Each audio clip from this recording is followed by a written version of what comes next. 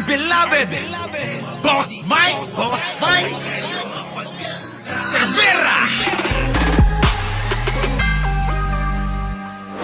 Nako, grabe ito.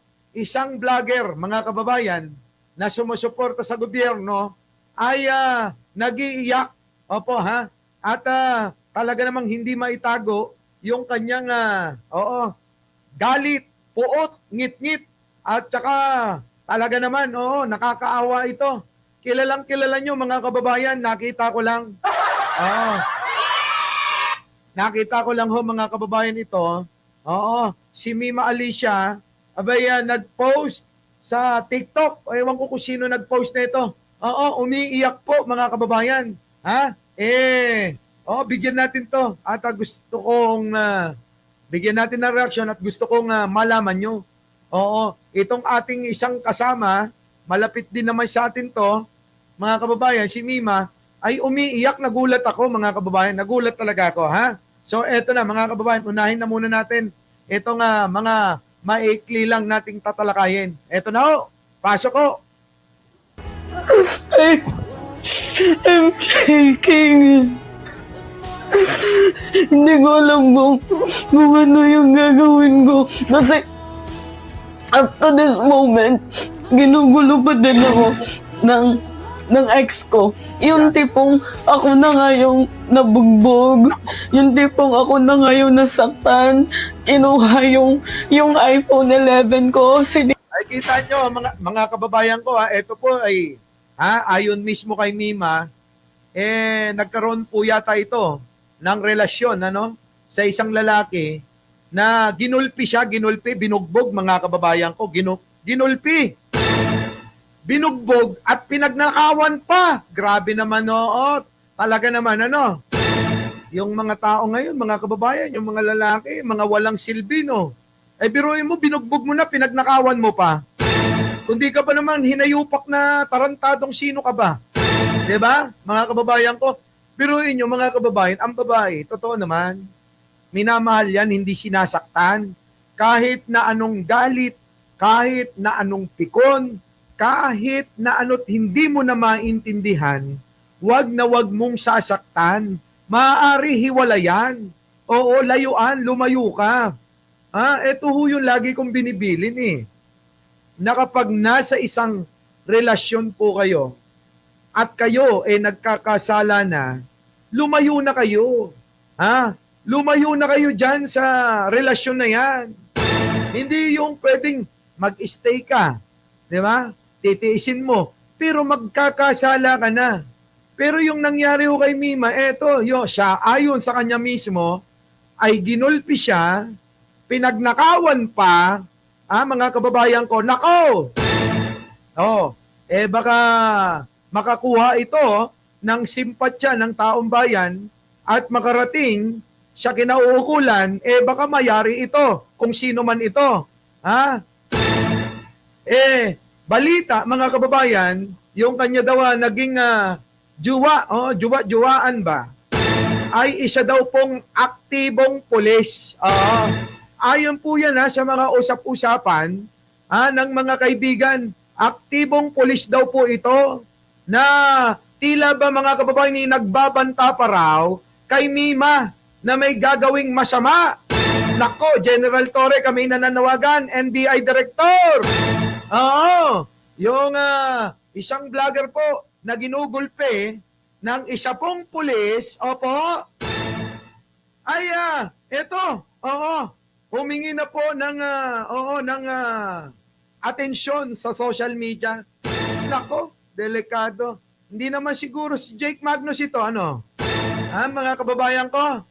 Para bang hindi naman kasi si Jake parang ngayon lang, hindi naman gagawin ni Jake Magnus ito, siguro. Di ba? Police, hindi naman police si, hindi naman police si Jake. Vlogger din yun. Nagkasama nga yung dalawa, nako! So ngayon, mga kababayan ko, aktibong police daw po, mga kababayan. Baka police ni Digong. So, kami nananawagan, sa pamunuan ng kapulisan, ng Women's Desk, DSWD, o kung sino man yung may mga ano rito, oo, concern. Baka naman pwede yung tulungan si Mima Alicia. Oo, eto nag-iiyak ko mga kababayan. Eto, panoorin nyo ng buo mga kababayan Panoorin nyo ng buo. Eto na. Tira pa yung iPhone 13 ko. Tapos up to this moment, ginugulo niya pa din ako. Tapos dinadamay niya na yung mga kasamahan kong vloggers katulad ni Jake Magnus na hindi naman kasama sa issue. Gumagawa ng dump account para sirain ako. Tapos yung pinakamasakit dito, guys, yung scandal video niya na hindi naman ako yung nandoon pero hindi nadawit niya ako. Hindi ko alam kung ano. Wait lang mga kababayan, merong usapin pa palang scandal video ito. So ibig sabihin mga kababayan, may kumakalat yung di umano'y dating karelasyon ni Mima na may kabingbangan na iba. Ano ba yan? Mga kababayan, kung matino ka, hindi mo bibidyohan yung sarili mo. Ano po? At hindi ka rin magpapabidyo. Tapos ipopost nyo sa social media. Tapos, hahanapan nyo ng tao na pagbibintangan. Grabe naman ito. Mga kababayan, matindi, no? Kaya kayo, mga kababayan ko, Oo, alalahanin nyo lagi. Okay lang naman yan, magmahal ka, matukso, makipagbengbangan. Pero mga kababayan, isaalang-alang nyo naman yung inyong seguridad kung hindi nyo naman lubusan nakakilala yung inyong kabengbangan. Hindi yung ganito. Diba? Tignan nyo, baka may mga nakatago na mga camera. O kaya naman tulad ng mga artista na sila mismo ang kumukuha kapag nakikipagbengbangan sila. Bawsi, oo. Mag-file ng bawsi, sabi rito. Nako, mga kababayan ko. Mima, oo. Mamaya, tatawagan natin ng CIDG kung ano may tutulong nila. Oo, nananawagan po kami dyan. Marami naman tayong kaibigan dyan. Oo, mamaya, abangan nyo yung tawag ko, Sa mga taga-CIDG, baka pwedeng maitulong kayo. Oo, sa mga taga-DSWD, na mga kaibigan natin, Rex Gatchalian.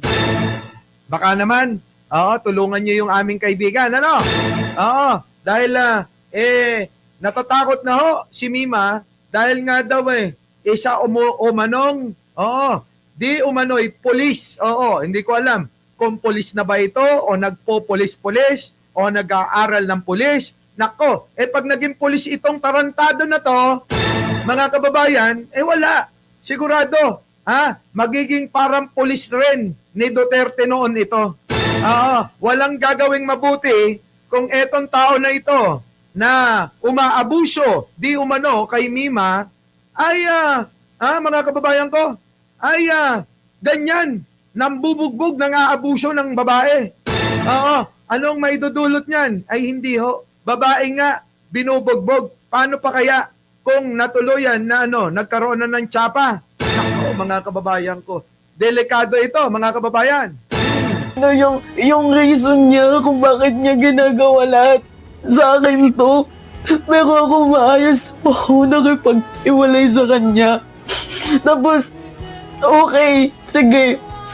Sabi ko, mag-iwalay na tayo kasi ayoko na, sobrang sakit na. Hindi na nga ako nagsalita. Ilang buwan na ako nanahimik sa mga pambubugbog sa akin. Ilang beses mong inila yung buhok ko. Ilang beses mo akong pinahiya, tinulang. Hindi ako nagsalita, nanahimik lang ako. Tapos, malaman-laman ko na ang dami mong pinapakalat na fake news sa akin. Tapos, gumagawa ka pa ng sandamakmak na dami account para sirain ako. Hindi mo ko tinitigilan. Tinatanong ko, ano ba yung nagawa ko sa'yo? Ikaw na nga itong may atraso sa akin. Yung magulang mo, hindi pa ako binabayaran sa 325,000 ko. Tapos, hanggang ngayon, hindi ka pa din. Hoy! Grabe naman magmahal si Mima pala. Nagpapautang pa. Oy, pinautang daw yung nanay at tatay mo. Sabi ni Mima, mga kababayan ha, o di umano, ay nagpautang pa raw ng 300,000 ba? Oo. Etong si Mima, sa magulang nung kanyang jowa, mahal na mahal ka ni Mima pala. Ha? Iba pala magmahal si Mima, mga kababayan. Malupit. Namimigay ng pera. Namimigay ng pera, nagpapautang eh. Kahit walang kasiguraduhan, nababayaran. Ay, grabe naman talaga. Oo. Masyado naman yatang naagrabyado na si Mima, no? Ha? Tingin nyo ho, mga kababayan ko, ano ang masasabi nyo dyan? Pasok! Tumitigil sa kakagawa ng dami accountant. Alam kong ikaw yan. Huwag mong i-deny, alam kong ikaw yan. Huwag mong i-deny yan. Sobrang sakit. And up to this moment, guys, yung depression ko mas lumalala, mas dumadami yung tinitake ko na medicine. Kasi minsan may times na gusto ko na lang kitilin yung buhay ko dahil sa ginawa ng ex ko na Naku, grabe. Oo, kaya pala ito si Mima nung mga nakaraang buwan po, ay lagi po itong nagpapa-check up. Apo ha? Nagpapa-check up po sa isang psychiatrist. Kasi nga ho, mga kababayan, nagpapadoktor ho madalas at halos 1 linggo yatang pabalik-balik sa ospital. Hindi naman ho sinasabi kung anong problema noon. Ngayon ko lang din ho nalaman, nung napanood ko nga, diyan po sa sa social media na meron na palang ganito. Kasi ho kami sa mga personal hindi po kami nag-uungkatan yan. Basta lang kami go lang.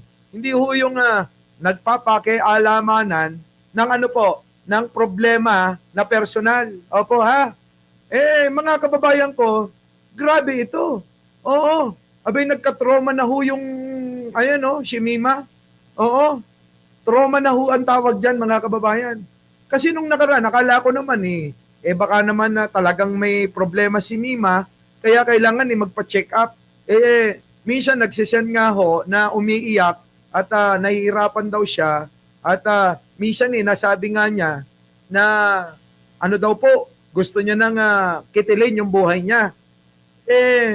Kami naman, mga kababayan, syempre, ano bang ginagawa mo? Iyon, hanggang syempre hindi kasi ako masyado sa GC. Oo, alam nila yan. Hindi ako masyado. Minsan, sisilip. Oo, minsan, makikisyoso. Pero hindi ho yung full-time, Kaya nga yung mga ka-GC namin, sa, MC, hindi ako madalas. Pero eto ho, mga kababayan, nakita ko, itong sila Jake Magno, sila Biyahe ni Koy, sila Chris Ulo, sila Sangkay Janjan, sa mga magkakasama sa GC, mga kababayan ko, pinapayuhan siya.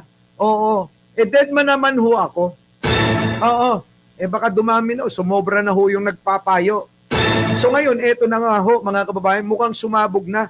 Lumala na ng lumala yung kanilang problema. Kaya yan, mga kababayan, si Mima. So tuloy na lang natin yung pakikinig dito sa sinasabi ni Mima na nakapost na po sa social media. Pasok! Damay niya ako sa mga scandalous na kitilin yung buhay ko dahil sa ginawa ng ex ko na dinadamay niya ako sa mga scandalous na video niya na kahit hindi naman ako, hindi ko alam kung ano yung purpose. Tapos meron siyang sinasabi na bayaran daw ako, yung pagkatao ko, pok-pok daw ako. Sobrang dami niya sa akin sinasabi, lahat ng yun pinabayaan ko. Ang gusto ko lang naman yung tahimik na buhay, pero hindi mo sa akin maibigay-bigay. Tapos na tayo, di ba? Tapos na tayo. Oo nga naman. Kung tapos na kayo. Ano ba yan? Diyos ko, hindi makamove on. Hindi makamove on, Pag tapos na. Mga kababayan ko, ganun dapat, Kapag kayo, tapos na. Huwag na ho kayong magpipilit. Kung hindi para isa't isa, kayong dalawa, dapat lumayo-layo na kayo. Diba? Baka may sakit sa utak yung ex niya, sabi ni Miss Au. Talaga ba? Malamang siguro baka nga, kasi hindi naman gawain niya ng matinong tao. Oo, yung manggugulpi pa lang, wag na nating dagdagan. Yung manggugulpi pa lang, mga kababayan Oo, hindi na ho tama yun.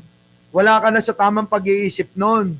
At, mga kababayan ko, yung pagnanakawan mo pa, dagdag pa. May tama ka na sa ulo. Ano? May tama na sa ulo. Oo. Yun. Tuloy natin. Oo. Naiiyak ako kasi tapos na tayo. Ba't hindi mo ba din ako tinitigilan? Ba't hindi ka na lang mag-move forward, di ba? Sobrang natama na. Depressed na ako. Yan, mga kababayan, ano. Ayan, nagsusumamo si Mima na tama na. Oo. Tigilan na ang bawat isa. Marami pang, higit kay Mima. Di ba? Siguro, mga kababayan, wala na hong makita na katulad ni Mima kaya hindi makamove on. Ano? Hindi kaya ganon? So yan, mga kababayan, ano masasabi nyo dyan? Paki-comment na lang. Our beloved Boss Mike.